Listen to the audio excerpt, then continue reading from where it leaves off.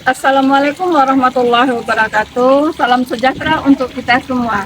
Perkenalkan, saya Dr. Randa Darminita, Kepala SMA Negeri 1 Banyuasin 3, yang beralamat di Jalan Bukit Indah nomor 72, Pangkalan Balai. SMA Negeri 1 Banyuasin 3 adalah salah satu sekolah yang ada di Kecamatan Banyuasin 3, Kabupaten Banyuasin, Provinsi Sumatera Selatan, yang berdiri pada tahun 1987 dan merupakan salah satu sekolah yang terletak di pusat kota kabupaten. Dalam perjalanan panjang, SMA Negeri 1 Banyuasin 3 sering terjadi pasang surut, baik itu berupa prestasi, tingkat disiplin, pembelajaran, serta kualitas pembelajaran. Demikian pula halnya dengan pergantian kepemimpinan yang ada di sekolah ini. SMA Negeri 1 Banyuasin 3 yang berlokasi di ibu kota kabupaten mempunyai 21 rombel. Seyogyanya menjadikan sekolah ini sebagai sekolah favorit yang sangat diminati di kota Pangkalan Balai dan sekitarnya. Namun, seiring dengan mulai banyaknya sekolah-sekolah sederajat yang didirikan oleh pemerintah dalam menampung peserta didik, sehingga memungkinkan terjadinya persaingan dengan sekolah lain di berbagai bidang, mulai dari akademik, non-akademik, bahkan sarana dan prasarana yang tersedia di sekolah tersebut. SMA Negeri 1 Banyuasin 3 dilihat dari aset yang dimiliki merupakan sekolah yang cukup memadai, antara lain ruang kelas yang mencukupi, labor yang lengkap, perpustakaan yang representatif, gedung serbaguna, musola, lapangan olahraga, dan lainnya. Dari sisi kecukupan, tenaga pendidik sekolah ini sangat memadai. Semua guru pelengkap, tenaga kependidikan lengkap, serta tenaga pembantu lainnya. Sebagai kepala sekolah yang diberi amanah untuk memimpin di SMA Negeri 1 Banyuasin 3, terhitung sejak 2 November tahun 2022, saya menemukan beberapa persoalan yang sangat bertolak belakang dengan kelengkapan aset yang dimiliki oleh sekolah ini. Antara lain, ketertiban warga sekolah yang masih kurang, kedisiplinan dalam memanfaatkan waktu, baik siswa maupun tenaga pendidik. Proses belajar mengajar yang tidak tertib, banyak jam kosong, sehingga menimbulkan persoalan-persoalan di bidang kesiswaan. Tidak termanfaatkannya fasilitas dan aset yang dimiliki serta penempatan potensi tenaga pendidikan yang belum sesuai. Hal tersebut di atas menimbulkan kurangnya kesadaran dalam belajar dan pada akhirnya mengikis kepercayaan masyarakat terhadap sekolah ini. Ketidaktertiban dan ketidakdisiplinan tersebut tercermin dari data awal yang saya peroleh setiap harinya. Rata-rata kelas yang kosong atau tidak belajar antara 5-7 kelas per hari. Jika dirata-ratakan, 33% per hari kelas yang tidak belajar, baik guru yang memang tidak hadir di sekolah, ataupun guru yang hadir tapi tidak masuk kelas dengan berbagai alasan.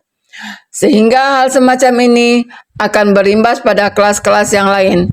Dengan adanya keadaan ini, yang tergambar di atas, maka saya sebagai kepala sekolah tergerak untuk membuat suatu terobosan untuk mengatasi permasalahan tersebut melalui program Coba di Kompos yang merupakan singkatan dari coaching, berbaur, meningkatkan potensi diri, menggiatkan komunitas belajar, dan menerapkan disiplin positif.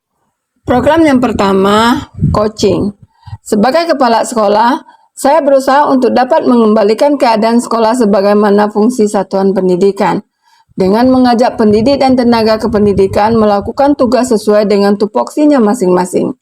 Dengan tanggung jawab dan pendekatan coaching, karena kami mempercayai bahwa dengan pendekatan dari hati ke hati akan dapat membuat kepercayaan diri dan menimbulkan kesadaran diri. Kepala sekolah akan menempatkan diri bukan sebagai atasan yang memberikan instruksi, akan tetapi sebagai pendamping yang menemani perjalanan belajar guru. Program yang kedua disebut dengan istilah berbaur. Sekolah yang berdiri sudah lama dan banyak terdapat guru senior, serta berbagai budaya dan status sosial yang ada sangat rentan terjadinya kelompok-kelompok yang terbentuk berdasarkan berbagai kepentingan, sehingga sering terjadi perbedaan pandangan dengan kelompok lain dan mempunyai tempat berkumpul setiap kelompoknya. Sebagai kepala sekolah, saya berusaha menyatukan kelompok-kelompok itu dalam satu tempat berkumpul bersama. Selain itu, Saya berusaha menghilangkan perbedaan-perbedaan yang ada dengan memperbanyak pertemuan, membuat kegiatan bersama, dan membaurkan anggota kelompok dalam satu seksi atau kepanitiaan yang sama. Sebagai kepala sekolah, saya mendampingi mereka agar tetap bersatu dalam menjalankan tugas-tugas mereka tanpa melihat adanya perbedaan-perbedaan yang ada di antara mereka. 3. Memaksimalkan potensi diri. Potensi diri adalah kemampuan atau kekuatan diri seseorang, baik yang belum terwujud maupun yang sudah terwujud, akan tetapi belum sepenuhnya terlihat atau dipergunakan secara maksimal. Oleh karena itu, sebagai kepala sekolah, saya berusaha untuk memaksimalkan potensi diri warga SMA Negeri 1 Banyuasin 3, baik itu tenaga pendidik maupun peserta didik. Untuk memaksimalkan potensi yang dimiliki oleh guru, maka sebagai kepala sekolah, saya memberikan kesempatan kepada guru melakukan berbagai kegiatan, antara lain mengirimkan guru-guru untuk berkunjung ke sekolah-sekolah yang memiliki latar belakang pendidikan berkualitas untuk belajar atau melakukan studi tiru untuk dapat diterapkan dan dikembangkan di SMA Negeri 1 Banyuasin 3. Yang kedua, mengadakan pelatihan atau bintek bagi tenaga pendidik untuk meningkatkan kemampuan dalam proses pembelajaran.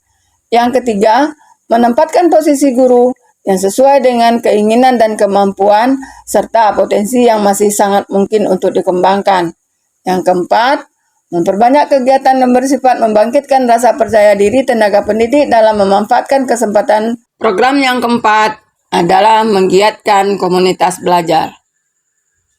Dalam rangka meningkatkan kualitas pembelajaran, sebagai kepala sekolah, saya mengajak para guru untuk menggiatkan komunitas belajar yang ada di SMA Negeri 1 Banyuasin 3.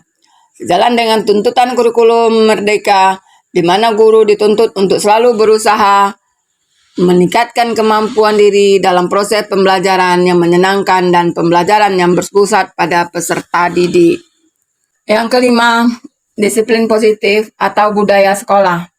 Dalam upaya meningkatkan kualitas pembelajaran berbasis aset di SMA Negeri 1 Banyuasin 3, budaya positif atau disiplin positif sangat perlu untuk dikembangkan. Adapun budaya sekolah yang dikembangkan di SMA Negeri 1 Banyuasin 3 antara lain yang pertama, setiap pagi semua guru berbaris di lapangan atau di gerbang sekolah menyambut peserta didik dengan memberikan senyuman dan sapaan.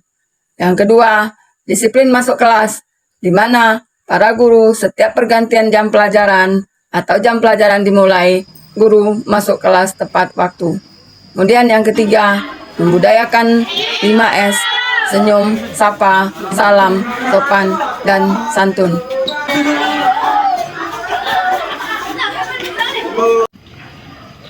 Mengutip dari halaman sma.kemendikbud.go.id, refleksi adalah suatu proses yang dilakukan untuk memikirkan kembali pengalaman-pengalaman atau kejadian yang telah terjadi.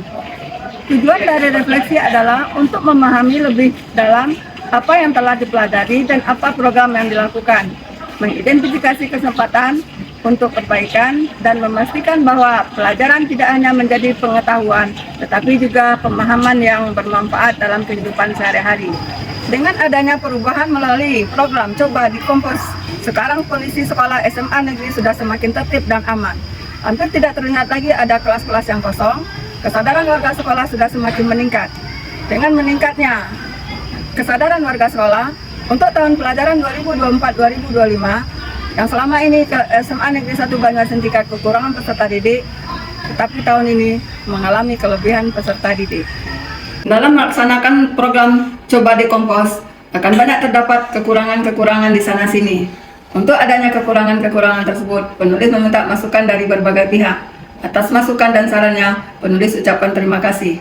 Tak lupa juga dalam kesempatan ini, penulis mengucapkan terima kasih kepada semua pihak, Bapak Ibu Guru yang tidak dapat disebutkan satu persatu, yang sudah membantu terlaksananya kegiatan ini. Atas bantuan dan sumbangsi dari Bapak Ibu Guru, saya ucapkan terima kasih. Saya akhiri, wabillahi taufiq wal hidayah. Assalamualaikum warahmatullahi wabarakatuh.